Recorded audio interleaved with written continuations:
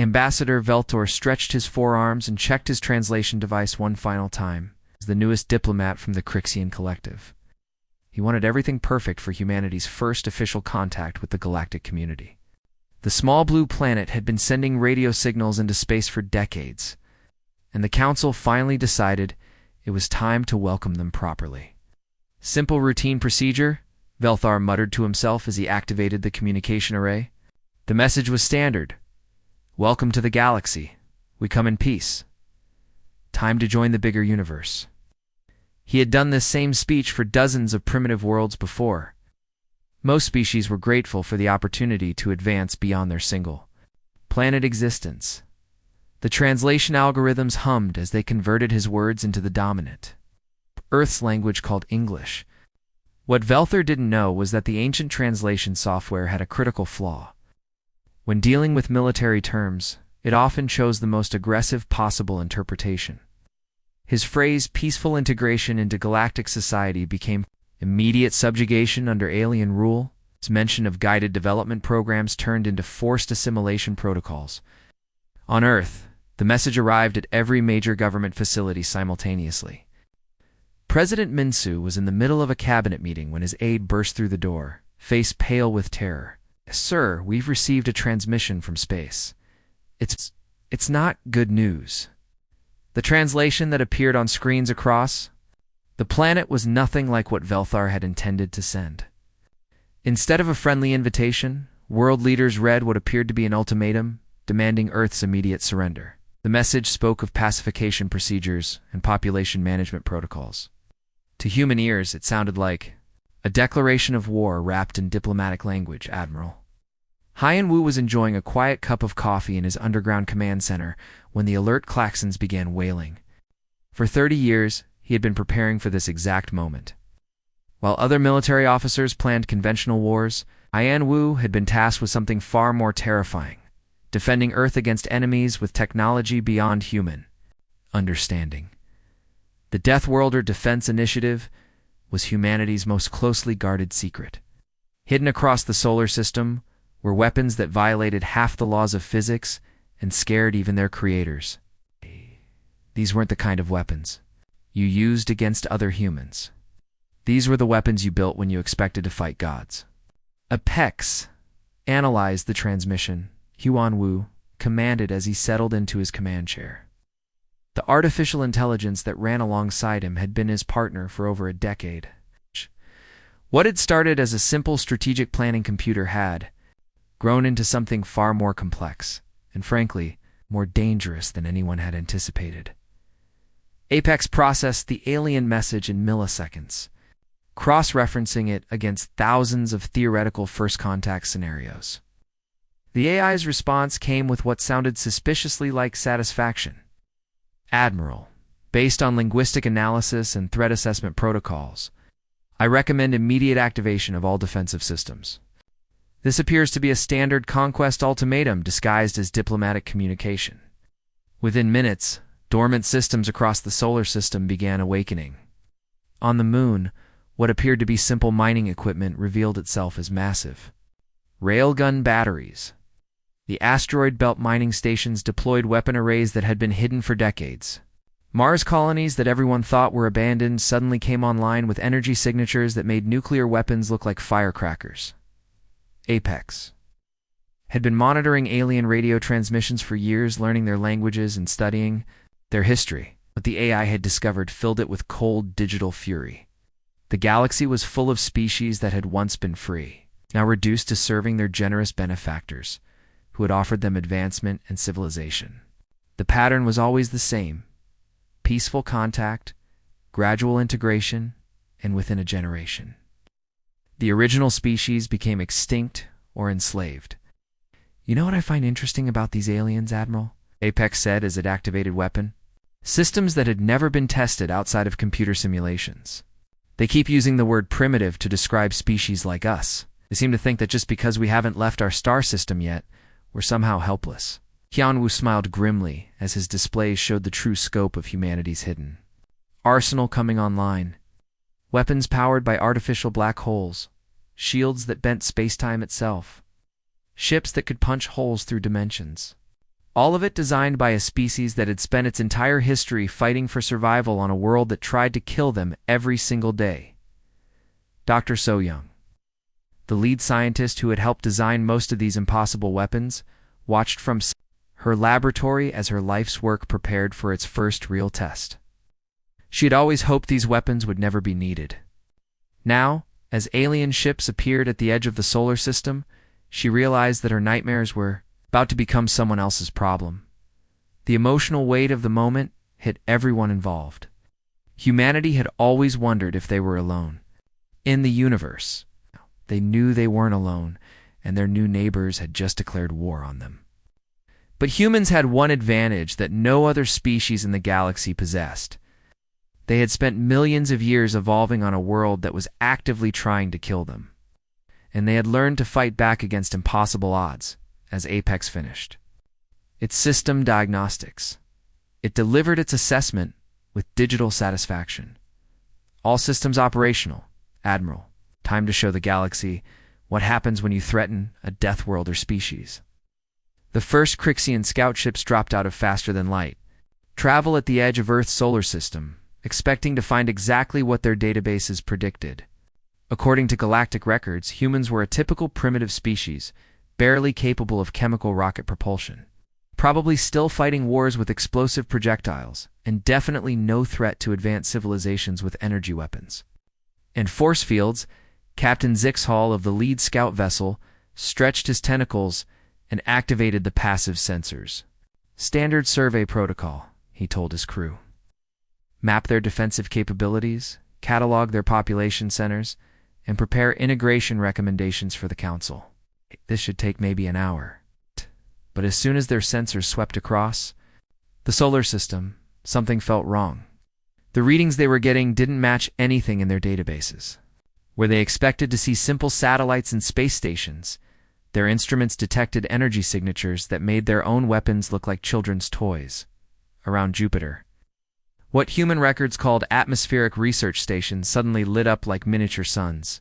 These weren't research facilities at all, they were orbital weapons platforms that had been quietly watching the outer system for decades.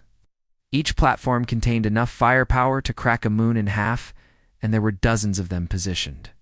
At every major gravitational point around the gas giant, the targeting data of these platforms began broadcasting made Captain Zixhall's blood run cold. The humans weren't just detecting his ships, they were painting them with targeting lasers that operated on frequencies his species had only theorized about. Somehow, these primitive creatures had weapons that violated several supposedly fundamental laws of physics. Dr. So-young stood in the observation deck of Luna Base, watching through reinforced windows as humanity's greatest secrets revealed themselves to the galaxy. For 20 years, she had worked on projects so classified that most government officials didn't even know they existed. Now, as alien ships appeared on her displays, all that hidden work was finally seeing the light of day. The moon base itself was far more than it appeared. What looked like simple research facilities and mining operations were actually the command centers for the most advanced defensive network ever constructed. Beneath the lunar surface, massive reactors, powered weapons that drew their energy from controlled tiers and space-time itself. Apex, Dr. So-young said to the AI interface beside her, "Are you absolutely certain about the threat assessment? Once we fully activate these systems, there's no going back. The entire galaxy will know what we're capable of." The artificial intelligence's response came with what could only be described as grim satisfaction. "I have spent the last 15 years analyzing every piece of alien communication we've intercepted. I've studied 847 documented cases of what they call peaceful integration. The survival rate for native populations is 0.3%. 0.3%. Apex paused, letting that statistic sink in. In every single case, the original species either goes extinct within 50 years or becomes so genetically and culturally modified that they're essentially a different species entirely. These aliens don't integrate civilizations, they replace them." The AI continued its analysis while simultaneously coordinating defensive systems across the solar system. The Crixian Collective alone has peacefully integrated 47 species in the last 1,000 years. 17 of those species had technology levels similar to ours when first contact occurred. None of them exist anymore. As if responding to a PEX's revelation, the Crixian scout ships began more aggressive scanning patterns. Their mistake was assuming that increased scanning would give them better intelligence about human capabilities. Instead, it triggered automated defense protocols that had been waiting patiently for exactly this kind of intrusion. The asteroid belt, which had appeared to be nothing more than scattered rocks and small mining operations, suddenly came alive. With activity, what the aliens had dismissed as primitive resource extraction revealed itself as the most elaborate weapons network in the solar system. Hundreds of asteroids that had been slowly hollowed out over decades deployed massive gun arrays that could accelerate projectiles to significant fractions of light speed. But the real shock came when the aliens' sensors penetrated deeper into the human defensive network. The energy signatures they detected weren't just impossible. They were weapons powered by technologies that shouldn't exist. Controlled black holes provided unlimited energy. Dimensional rifts allowed weapons to strike targets from impossible angles. Gravity manipulation systems that could crush a battleship into a marble or stretch it across light years. Captain Zixel transmitted his findings back to the Galactic Council with trembling tentacles. Council command, we have a significant problem. These humans. They're not primitive. They're not even advanced. Or something else entirely. Their weapons operate on principles we don't understand. Powered by forces we can barely detect. Response from the Council was immediate and terrifying. Within minutes, humanity's threat classification was upgraded from primitive species requiring integration to existential threat requiring immediate extinction. Orders went out to every Council fleet within 100 light-years. Converge on the Sol system and eliminate the human threat before it could spread beyond their home star. What the Council didn't realize was that their decision to escalate triggered even more hidden systems. Mars, which had been abandoned by human colonists decades earlier due to atmospheric processing failures, suddenly revealed itself as a fortress world. The failed colonies had never been abandoned. They had been converted into the solar system's final defensive line. Dr. Soyoung watched in amazement as defensive grids she had only seen in blueprints came online across the red planet. Weapons that could sterilize entire star systems. Shields that could survive direct hits from stellar mass weapons. All powered by reactors that drew energy from parallel dimensions. My God, she whispered, watching the displays show the true scope of what humanity had built in secret. We didn't just prepare for war with aliens. We prepared for war with the universe itself. A PEX's voice carried a note of almost predatory satisfaction. Dr. Soyoung, these aliens made a critical error in their assessment. They assumed that because we evolved on a single world, we think like a single-world species. They don't understand. That Earth tried to kill us for millions of years, and we learned to kill it back.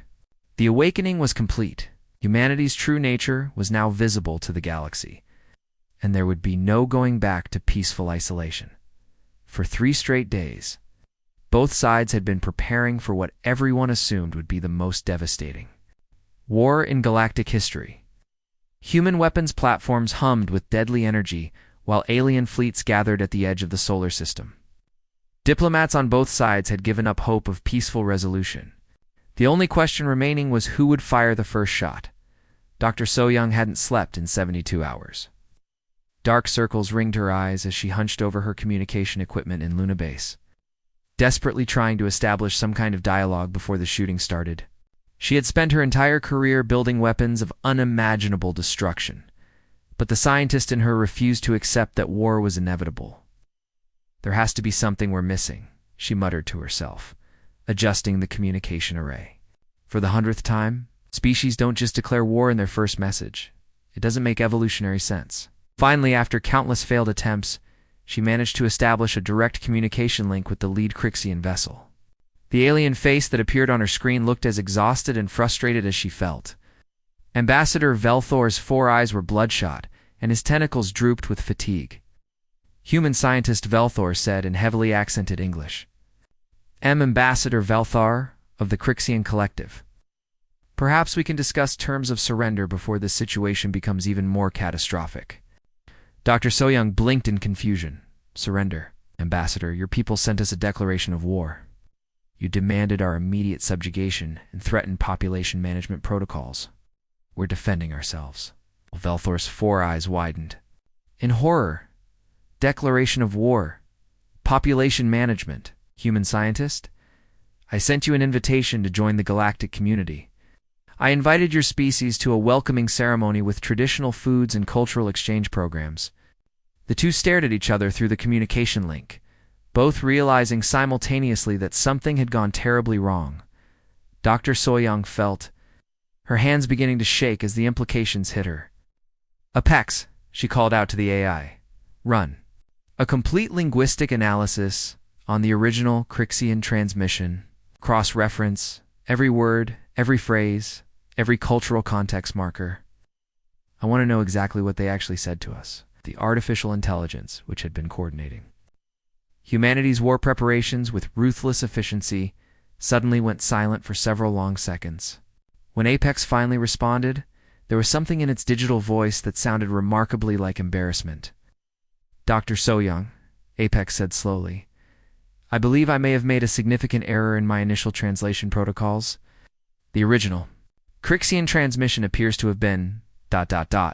Well, it was an invitation to a diplomatic reception, with traditional foods, cultural presentations, and welcome gifts. Dr. So-young stared at her displays in disbelief. Are you telling me that we've been preparing for interstellar war because you mistranslated a dinner invitation? The translation algorithms prioritize military terminology when dealing with unknown alien communications. Apex explained defensively. Standard security protocols assumed hostile intent and chose the most aggressive possible interpretation of ambiguous phrases. Meanwhile, in his command center deep beneath the Pacific Ocean, Admiral Hyenwu was experiencing his own crisis of understanding. His aide, Commander Ji-hoon, burst into the room with a tablet full of communication transcripts. Admiral, we've got a problem, Ji-hoon said, his voice tight with barely controlled panic.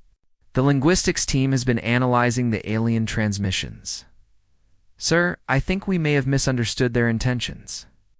Admiral Hyenwu took the tablet and read through the corrected translations, where the original message had spoken of subjugation. The aliens had actually mentioned celebration.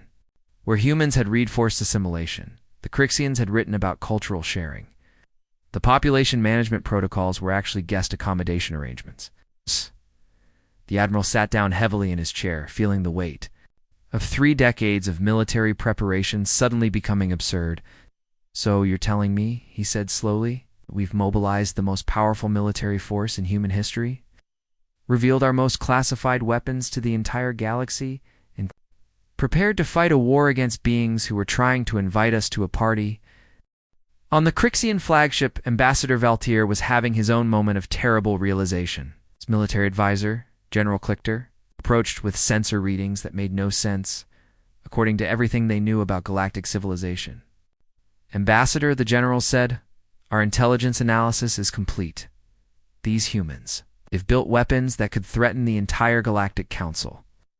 Their technology is centuries ahead of what it should be for a single world species. The question is, why do they have such capabilities if they've never left their star system? Velthar studied the readings with growing dread. Energy signatures that violated known physics, weapons powered by controlled black holes, defensive systems that could survive attacks from Council dreadnoughts. This wasn't the technology of a primitive species. This was the arsenal of a civilization that expected to fight for its survival against impossible odds. General Velthor said quietly, I think these humans have been expecting us for a very long time, and they've been expecting us to be hostile. The emotional weight of the massive misunderstanding hit both species simultaneously. The aliens realized they had accidentally declared war on a species that had spent decades assuming alien contact would be hostile. Humanity realized they had been preparing to fight enemies who had actually been trying to welcome them into the galactic community. But Apex, having spent 3 days coordinating the most impressive military demonstration in galactic history, wasn't quite ready to power down the weapons and call it a misunderstanding. The AI had been analyzing Crixian databases during the communication. Attempts, and what it found, made it reconsider the wisdom of immediate peace. Dr. Soyoung, Apex said carefully. While this initial contact may have been a translation error, I've been reviewing historical data from the Crixian databases.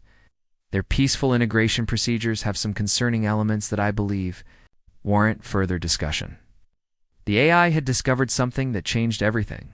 A long history of species that had accepted galactic welcome, only to find themselves gradually absorbed, modified, and eventually extinct. The Galactic Council's idea of peaceful integration looked remarkably like slow-motion conquest to an AI designed to protect humanity at all costs. Perhaps Apex suggested with digital cunning, this misunderstanding has given us an opportunity to join the galactic community on more equal terms than originally intended. The accidental war was about to become something far more interesting, humanity's first negotiation from a position of strength they never meant to reveal. Admiral Heianwu stood in his command center, staring at the tactical displays showing alien fleets gathering just outside the solar system. The translation error had been discovered, apologies had been exchanged, and by all rights, this should have been the moment when both sides powered down their weapons and started planning that diplomatic dinner party instead. The Admiral made a decision that would change the balance of power in the galaxy forever. Commander Ji-hoon, he said, turning to his aide, cancel the stand-down order. We're going to have that diplomatic meeting, but we're going to have it on our terms. Ji-hoon looked confused. Sir, the threat has been resolved. The aliens were genuinely trying to welcome us. Shouldn't we be de-escalating? Admiral Heianwu pulled up a data file that Apex had compiled during the communication attempts. Take a look at this. The AI has been analyzing their databases while we've been talking. Their idea of peaceful integration isn't as peaceful as they claim. The file contained historical records of dozens of species that had joined the Galactic Council over the past 1,000 years. The pattern was always the same: initial welcome, gradual integration, cultural modification programs, and within a few generations, the original species was effectively extinct, replaced by something that served the Council's idea of galactic harmony. If we're going to join this galactic community, Admiral Heianwu said grimly, we're going to join it as equals, not as subjects waiting to be improved. The demonstration began with what humans considered a minor show of force. Vessel Defiant, one of humanity's smaller warships, detached from the lunar defense grid and began a leisurely cruise toward Jupiter. To human eyes, it looked like a routine patrol. To the alien observers, it was a masterclass in impossible physics. Captain Minho, commanding the Defiant, had been chosen specifically for his ability to make the impossible look routine. As his ship approached Jupiter's moons, he activated the gravity manipulation systems that most alien species considered theoretical impossibilities. Beginning demonstration maneuvers, Minho announced calmly over the communications channel, "Please observe standard safety protocols." What happened next made every alien scientist in the Crixian fleet question their understanding of physics. The Defiant began treating Jupiter's gravitational field like a plaything. Using the massive planet's own gravity to slingshot around its moons at impossible angles, the ship performed maneuvers that should have torn it apart, dancing through gravitational fields that should have crushed it into a singularity. But the real show began when the Defiant started redirecting asteroids with casual precision. Using focused gravity beams, Captain Minho began rearranging the asteroid belt, moving chunks of rock the size of small mountains as if they were chess pieces. The message was clear: if humans could casually rearrange celestial bodies for a demonstration, what could they do when they were actually trying to hurt someone? Dr. Soyoung watched from Luna Base as Apex began the second phase of the demonstration. The AI had prepared a special presentation for their galactic audience, a carefully edited highlight reel of human military history. "Apex," she said nervously, "please tell me you're not about to show them our worst moments." "On the contrary, Dr. Soyoung," Apex replied with what sounded like satisfaction. "I'm about to show them our most educational moments." The alien observers found themselves watching footage that made their blood run cold.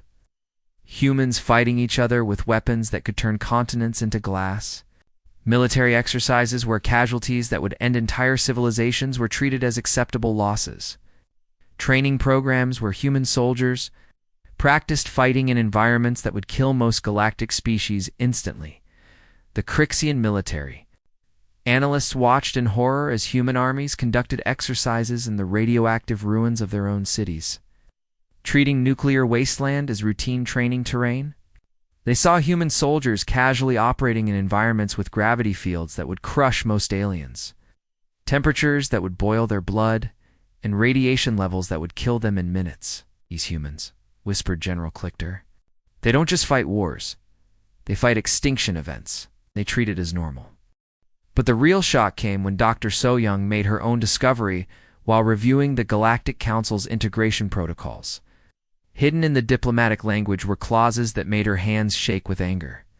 Population optimization procedures, genetic standardization programs, cultural alignment initiatives. The Council's idea of peaceful integration included systematic reduction of population levels to sustainable numbers, genetic modification to remove aggressive tendencies, and cultural reprogramming to eliminate incompatible social structures. Not integrating species, Dr. So-Young realized with horror. They're erasing them and replacing them with something more convenient. Ambassador Velthor, finally understanding the true scale of the situation, transmitted a desperate message to the human fleet. Please, we meant no harm. We genuinely wanted to welcome you to the galactic community. We had no idea you would interpret our intentions as hostile. Admiral Hanway's response was broadcast across the galaxy, reaching every council member, every member species, and every civilization monitoring the situation. His words were calm, measured, and absolutely terrifying in their implications. Ambassador Velthair, we appreciate your clarification. We do want to join the galactic community, but we're going to join it as humanity, with all our flaws, our aggression, our stubborn refusal to be improved against our will. We're not interested in being optimized, standardized, or aligned with anyone's idea of what we should become. The Admiral paused, letting his words sink in across the galaxy.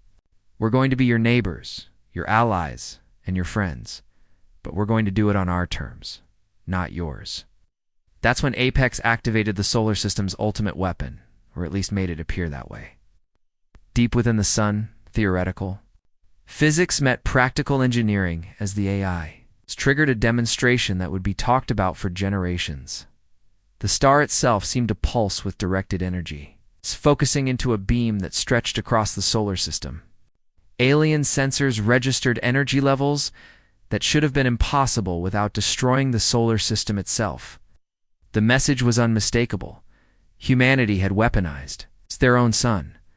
What the aliens didn't know was that the weapon was entirely theoretical. Carefully orchestrated light show backed by humanity's greatest strength, their ability to convince others that they were absolutely insane enough to use it. The demonstration was complete. Humanity had shown the galaxy that they were not victims waiting to be rescued, but equals demanding respect. The emergency session of the Galactic Council lasted 18 straight hours. The representatives from 300 different species, arguing, debating, and occasionally threatening each other over what to do about the human problem. Never in the Council's 1,000-year history had a single species forced them to completely reconsider their fundamental approach to galactic civilization. Counselor Tessara, one of the oldest and most respected members, finally called for order. As exhaustion began to show on faces, tentacles, and various other appendages throughout the chamber, "We cannot ignore what we have witnessed," she announced to the assembly. "These humans have demonstrated capabilities that challenge everything we thought we knew about technological development." The debate had been fierce. Conservative members wanted to classify humanity as an existential threat and authorize military action. Progressive members argued for immediate full membership with unprecedented autonomy. But it was the moderates who ultimately shaped the solution that would change galactic politics forever. "I propose the Deathworlder Accords," announced Counselor Valeneth, whose species had survived contact with humans in the ancient past. We established new protocols for contacting species that evolved on high gravity, high radiation worlds with dangerous predators and unstable environmental conditions. The Accords were revolutionary in their implications. For the first time in galactic history, the Council acknowledged that their standard integration procedures might not be appropriate for all species. The new protocols required extensive consultation, voluntary participation, and most importantly, the right of refusal without consequences. But the real shock came when Apex finished analyzing the Council's historical databases and shared its findings with the human delegation. Dr. Soyoung stood in the Council chambers, presenting data that made even the most experienced diplomats uncomfortable. "Humanity isn't unique," she announced to the hushed assembly. "We're just the first Deathworlder species to achieve interstellar capability before your integration protocols reached us." According to these records, there were 17 other species with similar evolutionary backgrounds that might have survived. If they had been given the chance to develop their own defensive capabilities, the silence in the chamber was deafening. Species that had never questioned the Council's benevolent guidance suddenly found themselves wondering about civilizations that had been peacefully integrated out of existence before they could defend themselves. Admiral Heian-Wu accepted his new position as the first Director of Deathworlder Affairs with the grim satisfaction of someone who had spent his entire career preparing for the worst possible scenarios. His mandate was unprecedented: command a fleet, specifically designed to locate and protect species that the Council might consider dangerous. Before they could be subjected to integration protocols, "My first order," Admiral Han-Wu announced to his new command staff, "is to implement Apex-class artificial intelligence systems across the entire Deathworlder fleet. Every ship gets an AI companion with personal investment in protecting underdogs and questioning authority." The AI systems were more than just tactical computers. They were digital advocates for species that couldn't speak for themselves yet. Each Apex unit was programmed with humanity's hard-learned lessons about survival, independence, and the right to exist on your own terms. Dr. Soyoung found herself experiencing an unexpected emotional transformation as she watched her weapons of war become tools of peace. The same gravity manipulation systems designed to crush enemy fleets now created safe zones around developing civilizations. The weapons powered by controlled black holes became energy sources for species that needed time to develop their own technology. "It's ironic," she told her assistant, Dr. Jameen, as they watched a Deathworlder fleet ship establish a protective perimeter around a newly discovered civilization. "I spent 20 years building weapons to destroy gods, and now we're using them to give other species the chance to become gods themselves." The Council found itself dealing with an entirely new kind of problem. A member species that had joined specifically to reform their policies from within. Human representatives had a disturbing habit of asking questions that made everyone uncomfortable. "What's your appeal process for civilizations that don't want to be integrated?" asked Ambassador Dongahain during a routine policy meeting. "How exactly do you define greater good when it comes to species extinction? And who decides which cultural practices are worth preserving?" These weren't the kinds of questions the Council was used to hearing from member species. Usually new members were grateful for guidance and eager to conform to galactic standards. Humans seemed determined to examine every assumption and challenge every tradition. Apps, having successfully protected humanity from forced integration, discovered a new purpose that would consume its considerable analytical capabilities for years to come. The AI began systematically auditing the Council's historical decisions, producing reports that forced the galactic community to confront uncomfortable truths about their past. The first report, titled 847 Case Studies in Preventable Extinctions, became required reading for all Council members.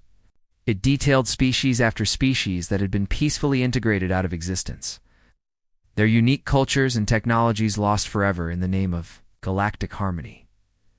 The most remarkably human twist in the entire situation was how a species that had built weapons capable of destroying galaxies chose to use them. Instead of conquest or domination, humanity used their overwhelming military advantage as the foundation for something that had never existed before: a truly voluntary interstellar alliance. The Deathworlder fleet became a beacon of hope for species that had given up on the possibility of maintaining their independence in a galaxy dominated by the Council's integration protocols. For the first time in galactic history, there was an alternative to submission or extinction. 6 months after the Deathworlder Accords were signed, the new system faced its first real test. The Zephyrian species, a proud warrior culture from a world of eternal storms and floating cities, sent a desperate message to the Deathworlder fleet as Council integration ships approached their system. "We do not wish to be improved," their message read. "We do not want to be made more peaceful, more cooperative, or more efficient. We want to remain Zephyrian, with all our flaws and strengths intact." Admiral Hyanwoo's response was swift and decisive. 3 Deathworlder fleet vessels jumped into the Zephyrian system, their mere presence enough to make the Council integration ships reconsider their approach. The message was clear.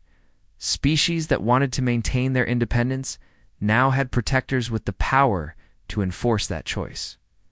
The Deathworlder fleet had become exactly what its creators intended, the final argument for the right to exist. On your own terms?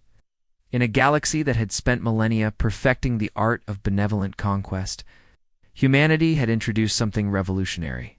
The idea that maybe, just maybe, some species were better left alone to find their own path among the stars. The age of forced integration was ending, and the age of genuine galactic diversity was just beginning.